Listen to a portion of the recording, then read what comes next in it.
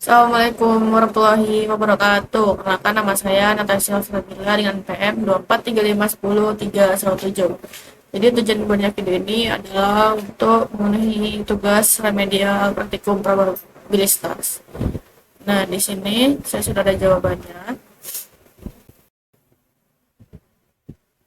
Oke, untuk soal yang pertama itu di sini ada datanya. Nah, kemudian nilai max-nya itu kita pakai rumus max, terus kita blok semua datanya. Jadi juga untuk min. Yang min ini kita pakai rumus min. Nah, untuk yang ke jumlah ini kita pakai rumus 1 ditambah 3,3 dikali log dikali jumlah n-nya. N ini data. Nah, cari-cari data itu, cara mencari datanya itu count, kita blok semuanya. Nah, rata-ratanya itu cara mencarinya itu max dikurang sama min. Max di blok semua data, kemudian kurang min blok semua data. Nah, di sini juga ada interval kelasnya. Di sini interval kelasnya tuh sudah saya cari menggunakan rumus ini, round up. Max blok semua data dikurang min blok semua data dibagi round 1 tambah 1 tambah 3 3 dikali log 10 count blok semua data, kemudian ada 0 dan 0 lagi. Nah, dia tuh interval kelasnya tuh ada 4.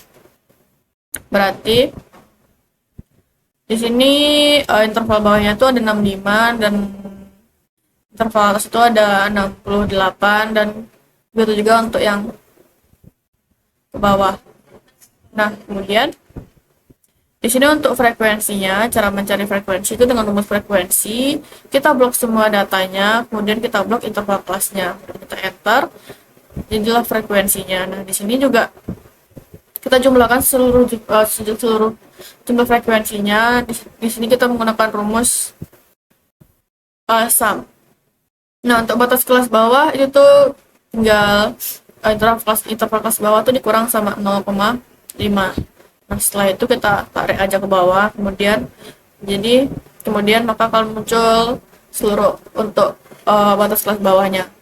Nah, di sini kan 69 kurang 5 jadinya 68,5. Untuk batas kelas atasnya tinggal ditambah 0,5 di interval atas. Ini dia hasilnya. Kemudian untuk nilai tengahnya cara mencarinya yaitu batas kelas bawah ditambah batas kelas atas kemudian dibagi 2. Kemudian ada frekuensi relatifnya. Nah, frekuensi relatifnya itu frekuensi pertama dibagi dengan total frekuensi, terus dikali dengan 100. Kemudian kita cari kurang darinya itu di sini kita ambil yang di sini di 4 di frekuensi. Terus cara mencari kurang dari yang kedua itu di sini ada 13 kan. Nah, 13 itu cara mencarinya ada frekuensi yang kedua ditambah frekuensi kurang dari yang pertama. Jadi hasil 13 gitu juga seterusnya. Nah, kalau untuk lebih dari 100 itu kita ambil dari nilai n ini. Nilai total frekuensi. Terus untuk 96-nya ini kita nah lebih dari yang 100 tadi itu dikurang dengan frekuensi yang pertama.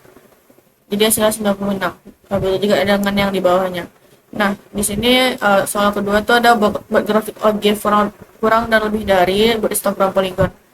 Terus untuk grafik ogive-nya itu ini dia. Ini dia grafik ogive. Jadi di frekuensi kumulatif. Nah, di sini ada datanya 8, 22, 38, kemudian ada 4, 13. Nah, untuk kurang dari dan lebih darinya. Ini untuk lebih dari, ini untuk kurang dari. Nah, untuk histogram poligon ini dia. Jadi dia dari 2 ke 100%. Jadi dia. Nah, kemudian lanjut ke soal C. Jadi penjelasan singkat mengenai hasil visualisasi grafik tersebut dalam textbook Excel. Nah, di sini kurva ogive kurang dari naik landai, kemudian curam di tengah dan melandai lagi di ujung atas, menandakan sebagian besar nilai mahasiswa terkonsentrasi pada interval tengah sekitar 7-88, bukan menyebar merata. Kurva ogive lebih dari merupakan pencabutan mirror dari kurva kurang dari, keduanya terpotong di sekitar titik median data. Histogram menunjukkan bentuk mendekati simetris dengan sedikit mencengan ke kiri. karena batang tinggi berada pada interval tengah atas. Balikan frekuensi yang menghubungkan titik tengah tiap batang memperjelas pola naik turun dan mempertegas bahwa nilai ujian mahasiswa cenderung berdistribusi mendekati normal dengan pusat data di sekitar nilai 80. Nah, kemudian kita lanjut ke soal kedua. Nah, di sini soal keduanya ada disuruh mencari main tunggal, median tunggal, modus tunggal, rata-rata ukur, rata-rata harmonik, dan yang C-nya jelaskan perbedaan hasil penghitungan main manual sama main fungsi Excel bawaan. Nah, di sini ada data. Ini untuk data tunggalnya, dan ini untuk data berkelompoknya. Nah, di sini kita disuruh mencari fx-nya. Kalau fx-nya tinggal dikali aja nilai x sama nilai frekuensinya. Jadi B3 tuh dikali sama C3. Jadi 60 dikali 4. Misalnya 240. Begitu juga yang di bawahnya. Jadi 65 dikali 8. Nah, untuk mencari totalnya tuh pakai rumus biasa itu sum blok frekuensinya semuanya. Terus ini juga kita cari totalitasnya tuh sini totalitasnya. Jadi di sini fx-nya ada totalnya ada 7.845, frekuensinya totalnya ada 100. Nah, di sini kita cari main tunggalnya. Cara cari main tunggal itu ada pakai rumus average di blok semua nilai x-nya. Kita yang terakhir di sini ada hasilnya 77,5. Nah, untuk median tunggalnya tuh kita ambil dari sini ya 80. Kemudian ada modus tunggalnya tuh kita pakai rumus indeks, kemudian kita blok nilai x-nya tuh, kemudian pakai rumus max, terus kita pakai max, kemudian kita blok frekuensinya, terus kita blok lagi frekuensinya, terus kita tambahkan 0. Ada 80. Nah, di sini kita cari main berkelompok. Nah, di sini main berkelompoknya ada, kalau main manualnya tuh total frekuensi di FM dibagi dengan frekuensi. Nah, hasilnya di sini ada 2,65. Untuk main Excel kita memakai rumus sum produk kita blok data nilai x-nya dan blok frekuensinya, kemudian kita blok lagi yang data frekuensi. Dan di sini main Excel berarti 78,45. Kalau untuk geometrik itu kita pakai x di sum produk seperti ini rumusnya, kita blok nilai x, kemudian kita blok frekuensi, terus pakai ln, terus kita blok nilai x, terus kita sum, terus kita blok lagi nilai frekuensi semuanya. Hasilnya ada 77,9572. Dan di harmonik kita pakai sum juga. Nah, ini rumusnya, ini jadi hasilnya 77,4546. Nah, itu untuk main berkelompok. Untuk median berkelompok di sini kita cari LO. Jadi LO itu 70 ditambah 71 dibagi 2. Ini 70 ditambah 1 dibagi 2 untuk LO. Nah, untuk C-nya itu kita 80,5 dikurang 70,5. Di sini 80,5 tambahin aja 5 dikurang 70,5. Jadi hasilnya 10. Nah, untuk N kita nyarinya sum, kita blok nilai frekuensinya. So, untuk FM kita FM itu di 55. Kemudian nilai Z tuh kita sum median ke atas, frekuensi yang di atas ini. Jadi kan yang mediannya kan di 71,80 kan, kita blok 15,5 ini, jadi misalnya 20. Untuk matnya berarti LO ditambah N bagi 2, terus dikurang dengan Z bagi 35, kemudian dikalikan 100. Dan hasilnya jadi 79,0714. Nah, di sini ada modus berkelompok. Ini modus berkelompok kita pakai value, berarti value dari sini. Kemudian untuk mencari nilai C pakai value juga. Nah, untuk FM 0,1 ini kita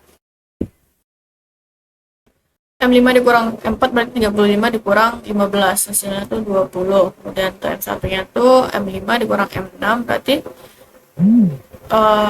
30 dikurang 35 hasilnya 5. Kemudian untuk F1 nya tuh 35 dikurang 15 hasilnya 20. Kemudian untuk F2 nya tuh kita di M5 dikurang M6 berarti 30 dikurang 35 hasilnya 5. Nah, untuk modnya tuh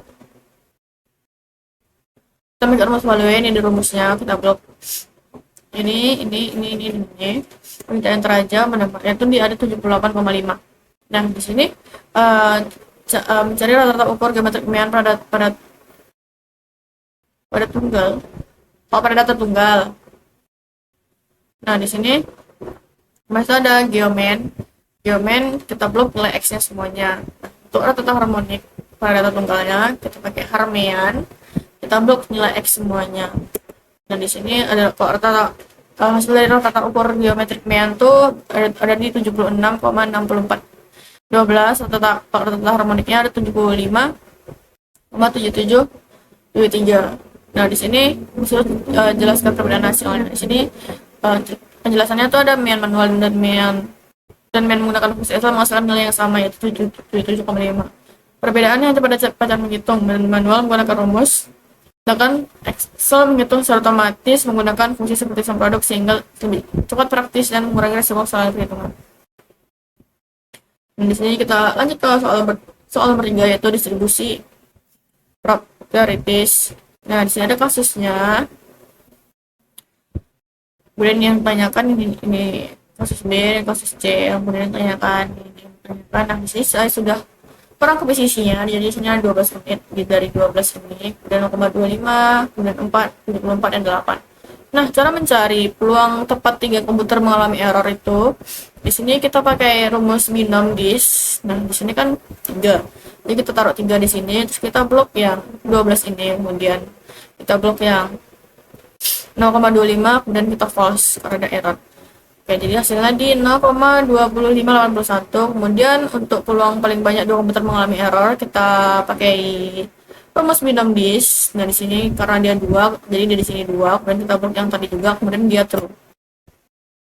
Enter aja. Nah, terus untuk hasilnya tuh ada di 0,39068.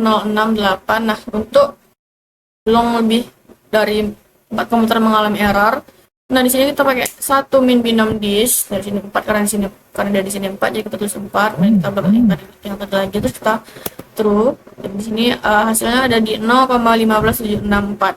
Kemudian kita kasus B. Rata-rata terdapat laporan bug yang masuk ke tim pengawas sistem informatika akademik kampus setiap harinya. Hitunglah peluang tepat 2 bug dilaporkan dalam 1 hari, peluang kurang lebih 5 bug dilaporkan dalam 1 hari, peluang 6 bug atau lebih dilaporkan dalam 1 hari. Di sini cara mencari peluang tepat 2 bug dilaporkan dalam 1 hari itu kita pakai rumus Poisson distribusi. Poisson dis. Nah, di sini karena di sini 2, kita tulis 2, kemudian kita blok nilai 4, kemudian kita false. Hasilnya itu ada di 0,14653. Terus untuk peluang kurang dari 5 bug dilaporkan dalam 1 hari. Nah, di sini kita pakai rumus Poisson distribusi. Poisson dis. Nah, di sini karena 4, terus kita blok 2, kita blok 4, terus kita true. Nah, untuk peluang 6 bug atau lebih dilaporkan dalam 1 hari. Nah, di sini ada rumusnya 1 min Poisson dis 5, kita blok 4, true. Nah, di sini ada hasilnya di 0,21487. Nah, untuk kasus C distribusi normal, di sini cara mencarinya yaitu di sini kasus C itu distribusi normal. Soalnya lihat mata kuliah algoritma dan program dari 20 mahasiswa diketahui distribusi normal dengan rata U sama dengan 4 dan simpanan baku O sama dengan 8. Hitunglah peluang seorang mahasiswa mendapat nilai di atas 65, peluang seorang mahasiswa mendapat nilai antara 65 dan 80, dan nilai minimum di 20%. Dan di sini cara mencarinya dipakai rumus 1 min dis yaitu 85, karena di sini 85, terus kita blok yang 74 dan blok 8 kita true. Nah, sini hasilnya ada 0,08457. Kemudian untuk peluang seorang mahasiswa mendapat nilai antara 65 dan 80. Nah, di sini kita pakai dis. Nah, 65 80. Jadi di sini pakai 80, terus kita blok yang nilai 74 dan nilai 8 dan true. Nah, kita dikurangkan dengan nilai 0,0847 dan enter. Nah, di sini yaitu jawabannya ada di 0,688881. Nah, untuk nilai minimal 20% itu di sini kita pakai norm in. Nah, di sini 8. Nah, kita blok yang 74 dan kita blok juga yang 8 melalui enter aja. Nah, di sini hasilnya ada 80,733. Lanjut ke soal 4. Di sini soal 4 di sini ada datanya. Kemudian yang A ada interval konfidensi untuk min. Nah, di sini ada untuk ukuran sampelnya. Di sini kita cara mencarinya count, kita blok semua ini. Kemudian untuk kelompok M juga count, kita blok semua ini juga. Kemudian enter nih, jadi hasilnya untuk kelompok P ukuran sampelnya itu 12, untuk kelompok M ukuran sampelnya juga 12. Kemudian kita hitung rata-ratanya. Nah, rata-ratanya itu kita pakai rumus average. Di sini kita blok semua untuk kelompok pemula. Nah, di sini average-nya 100,25. Nah, begitu juga untuk kelompok M pakai average juga, terus kita blok semuanya ini. Kemudian di sini hasilnya tuh di 70,83. Nah, untuk simpanan baku sampel itu pakai rumus STDF TDS. Sini kita blok semua data kelompok pemula, minta enter. Nah, di sini ada di hasilnya ada 11,05. Kemudian untuk kelompok M juga seperti itu, kita blok di data kelompok mahir. Nah, kita enter, jadi hasilnya di 5,06. Kemudian di margin of error-nya tuh di sini ada pakai rumus confident. Nah, di sini kita pakai 0,5, kita blok yang hasil simpangan baku sampel untuk kelompok P dan ukuran sampel untuk kelompok P. Jadi kita enter aja. Nah, di sini ada hasilnya di 7,02. Kemudian untuk margin of error untuk kelompok M juga begitu. Kita blok di sini. Kemudian hasilnya di sini ada 3,22. Nah, untuk batas bawah itu rumusnya B21 dikurang B23, berarti rata-rata kelompok P dikurang dengan margin of error kelompok P. Nah, di sini hasilnya ada 93,23. Nah, kemudian untuk begitu juga untuk margin of batas bawah untuk kelompok M rata-rata dikurang margin of error untuk kelompok M. Ini ada hasilnya ada 67,62. Kemudian batas atas itu ditambah, jadi rata-rata kelompok P ditambah dengan margin of error kelompok P. Nah, di sini hasilnya ada 107,27. Begitu juga untuk kelompok M. Nah, di sini kelompok M tuh timbangan akurat sampel untuk kelompok M itu ditambah dengan margin of error kelompok M. Jadi hasilnya sini ada 74,05. Nah, jadi hasil X itu cara mencarinya itu kita pakai rumus ini dan hasilnya itu ada 0,93.2107. Itu juga untuk yang kelompok M-nya. Jadi di sini hasilnya tuh ada 0,68 0,74. Nah, di sini ada interpretasi A-nya. Jadi dengan tingkatan koefisien 95%, rata-rata untuk pengerjaan kelompok pemula berada pada interval 93 sampai 107 menit, sedangkan kelompok mahir berada pada interval 68 sampai 74 menit. Ini menunjukkan bahwa kelompok mahir memiliki waktu pengerjaan yang lebih singkat daripada kelompok pemula. Nah, sini ada juga ada soal B-nya. Di sini untuk interval konfidensi untuk proporsi. Nah, di sini ada jumlah mahasiswa, selesai dan lain-lain sebagainya. Nah, di sini untuk jumlah mahasiswanya tuh ada di 24.000. Kemudian jumlah selesainya ada 15. Kemudian jumlah sampelnya tuh rumusnya jumlah selesai dibagi dengan jumlah mahasiswa yang hasilnya ada di 0,6250. Kemudian Z-nya tuh ada pakai rumus norm SINF 0,975. Bagi kita enter aja. Di sini ada hasilnya 1,9610. Kemudian di margin of error-nya, nah di sini kita blok Z, kemudian kita kali SQRT, terus dalam kurung ada kita blok proporsi sampelnya, terus dikali dengan 1 dikurang proporsi sampel lagi. Nah, kemudian dibagi dengan jumlah mahasiswa. Di sini kita enter aja. Di sini jadi margin of error-nya itu ada di 0,1937. Kemudian kita ke batas bawah seperti biasa, proporsi sampel dikurang dengan margin of error. Jadi sini ada hasilnya tuh 0,4313. Kemudian batas-batasnya jadi proporsi sampel ditambah dengan margin of error, jadi hasilnya tuh di 0,8187. Dan hasilnya di sini dengan rumus ini, jadi hasil di sini ada 0,0 banding 0,001. Ini penjelasannya tuh ada Berdasarkan tingkat berdasarkan interval kepercayaan 90%, mahasiswa yang berhasil menyelesaikan tugas diperkirakan berada pada rentan 43. Interpelasi untuk B itu berdasarkan interval kepercayaan 10%, 95% proporsi mahasiswa yang berhasil menyelesaikan tugas diperkirakan berada pada rentan 43,13% hingga 81,87%. Dengan tingkat kepercayaan 95%. Proporsi sebenarnya pada populasi diperkirakan berada dalam interval tersebut. Nah, itu untuk soal nomor 4. Kemudian kita ke soal nomor 3. Di sini ada datanya, data nilai ujian, ada serta kelompok F dan kelompok M. Dan di sini arah. Jadi di sini ada test to sampel. Nah, di sini ada mainnya. Ini sebenarnya ini bisa kalau mencari ini itu bisa table ya. Nah, sini saya nyari manual. Di sini mainnya pakai average seperti biasa, kita blok kelompok F, kemudian variance-nya itu pakai var, kita blok kelompok F, itu hasilnya. Jadi yang mainnya tuh hasilnya ada di 73,70, kemudian di variance itu ada 271,57, begitu juga untuk kelompok M. Yang di blok ini kemudian hasilnya 76,40, variance kelompok M terus ada di 224,04. Untuk variance tuh untuk observation-nya berada di dengan rumus count kita kelompok F semuanya. Di sini ada 10. Nah, kemudian untuk kelompok M juga seperti itu, di sini saya juga 10. Nah, untuk variance-nya tuh di sini jadi di sini ada observation dikurang 1, kemudian dikali dengan variance kelompok F.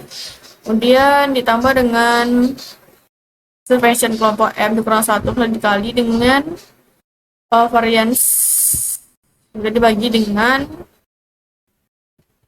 observation kelompok F, kemudian ditambah dengan observation kelompok M yang dikurang 2. Nah, hasilnya tuh ada di 247,8056. Nah, di sini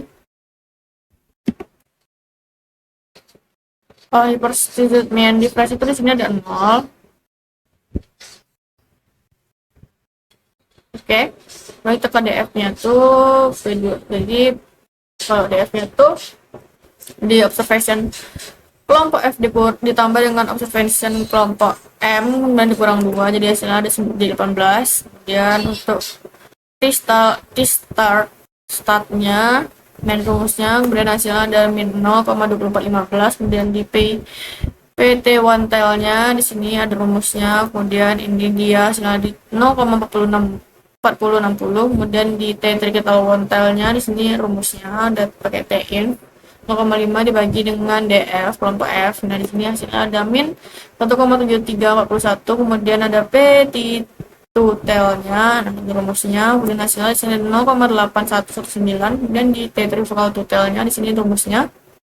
Nah, lalu kita enter, hasilnya berada di 2,1009. Nah, jadi keputusannya untuk uji satu arah sama dengan 0,5 uji satu arah tuh karena diterima, jadi tidak cukup bukti.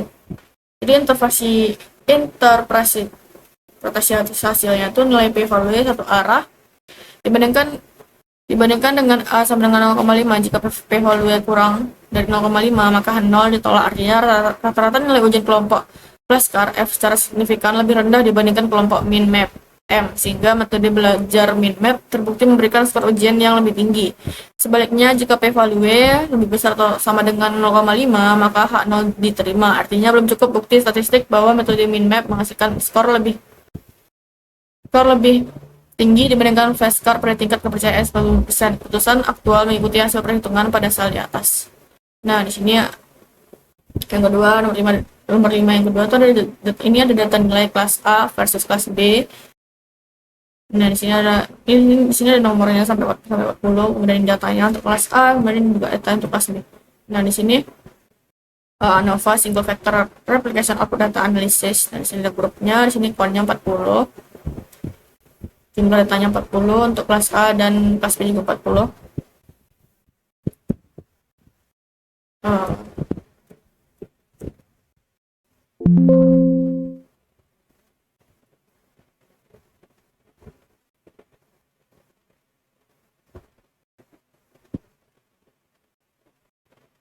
Bentar.